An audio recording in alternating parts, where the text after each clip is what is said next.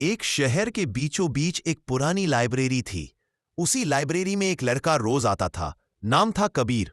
कबीर का सपना था बड़ा लेखक बनना, लेकिन वह जो भी लिखता उसे लगता ये अच्छा नहीं है। वह अपना लिखा हुआ खुद ही फाड़ देता था। एक दिन लाइब्रेरी में एक बूढ़े लेखक आए।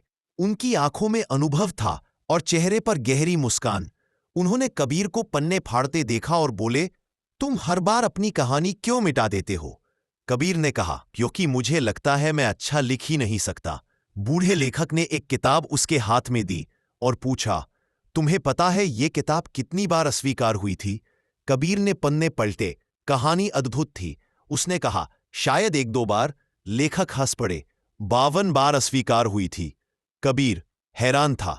लेखक ने कहा, अगर मैंने अपने डर को मुझ पर हावी होने दिया होता तो शायद यह किताब कभी जन्म ही न लेती।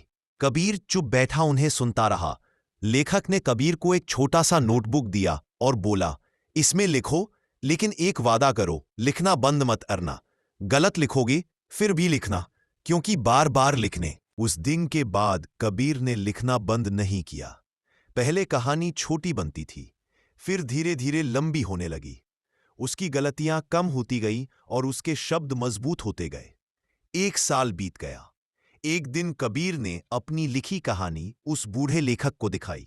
लेखक ने पन्ने पढ़े, मुस्कुराए और बोले, ये कहानी सिर्फ अच्छी नहीं बल्कि दिल छू लेने वाली है। कबीर की आंखों में चमक आ गई।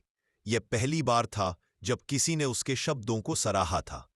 वह बोला, सर, क्या मैं इसे किताब बना सकता हूं? लेखक ने कहा, क्यों नहीं? किताब सिर्फ उन्हीं की बनती है जो डरे नहीं, चाहे दुनिया 100 बार मना कर दे, पर खुद को कभी न कहे। कुछ महीनों बाद कबीर की छोटी सी किताब छप गई। पहले दिन सिर्फ 5 लोगों ने खरीदी, लेकिन उन 5 में से हर एक ने कहा, उस कहानी दिल को छू गई। उसी रात कबीर लाइब्रेरी के बाहर बैठा था। हवा शांत थी और उसके हाथ में वही नोटबुक थी।